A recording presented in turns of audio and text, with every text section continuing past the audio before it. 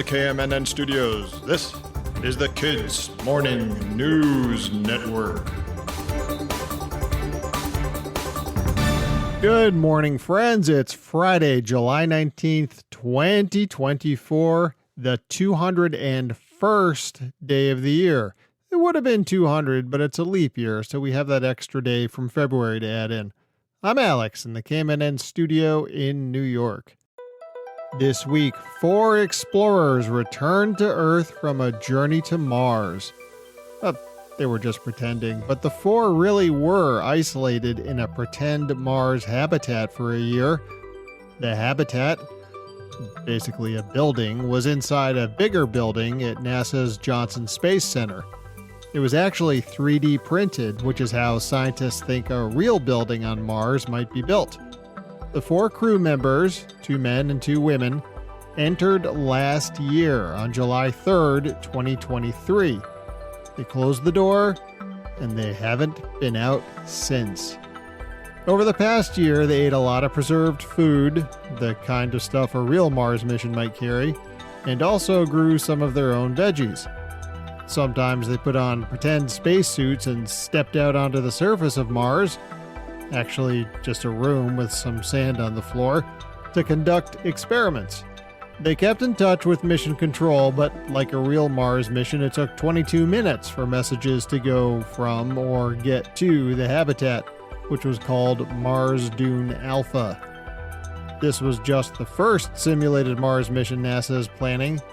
Each of them will focus on a different part of what a real Mars mission might need.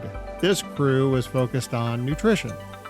The next simulated Mars mission is scheduled to blast off next year. The 111th Tour de France bicycle race is underway in France right now.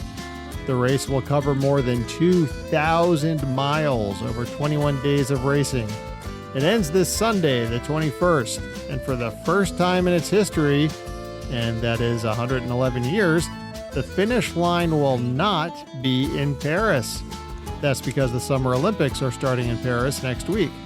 As it turns out, this day, July 19th, back in 1903, was the finish of the very first Tour de France. And yes, that one did finish in Paris. I don't know if you've ever watched bicycle racing. Personally, I've loved it since I was a kid. But even if you haven't, you've probably seen what racing bikes look like. Super light, made out of things like carbon fiber, aerodynamic, shaped kind of like a wing turned on its side. Interesting fact here, unlike race cars, anyone can get the same kind of bike the racers use. In fact, they have to.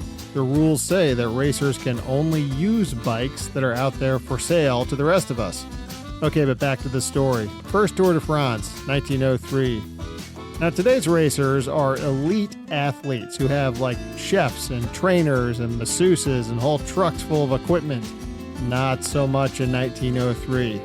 This year there are 21 race days. Back then there were only 6, but they were crazy long. They were much longer than the days, or stages as they're called, that the racers have today. The 6 stages in the first Tour de France covered 1,500 miles. Racers started riding before sunrise, and sometimes they rode all night. No one wore helmets back then, of course, and they didn't have any support teams either. Back then, racers got through the day with things like hot chocolate and rice pudding. The guy who won was known for drinking a mix of coffee and champagne. Ew. 60 riders started, but only 21 made it through all 6 stages. Well, it went well enough that they held it again the next year.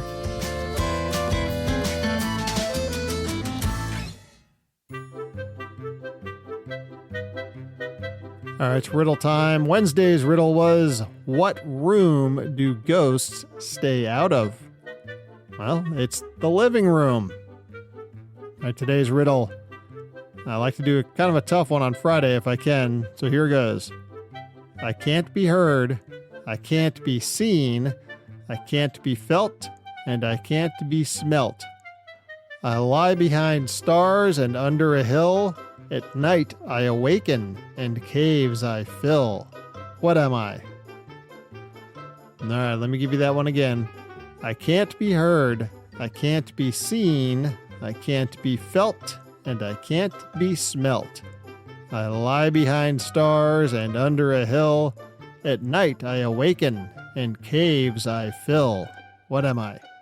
Give you the answer on Monday.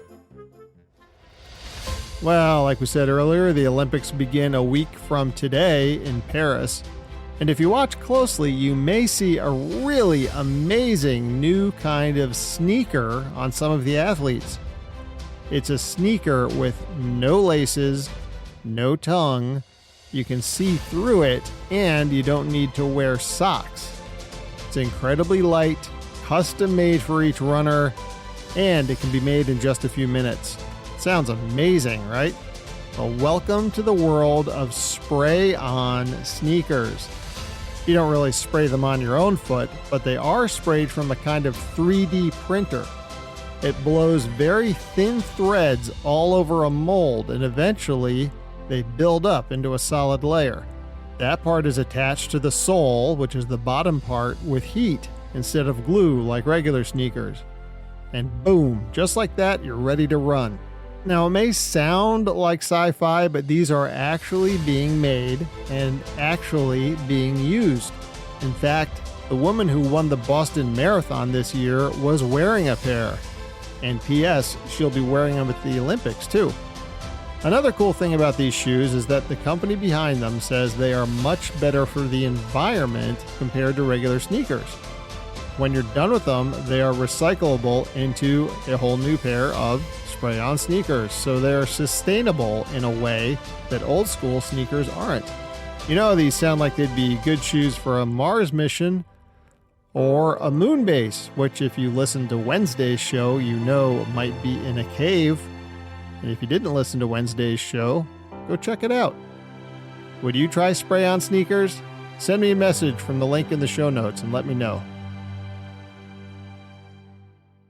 Today is going to be pretty hot in the interior western states and even up into the Rocky Mountains. That means all the parts away from the ocean. Looks like rain in the southeast, in some parts of the Great Plains, and a lot of the same tomorrow as well.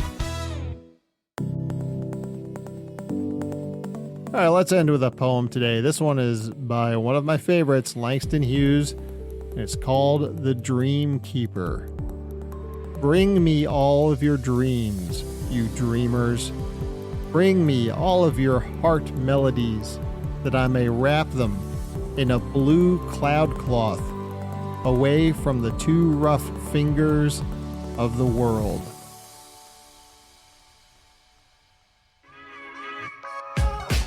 Well, that's the show. Thank you very much for listening. What did you think? Click on that link in the show notes to send me a message. Have a great weekend. I'll be back on Monday, and I hope you are too. From the KMNN Newsroom, this is Alex signing off.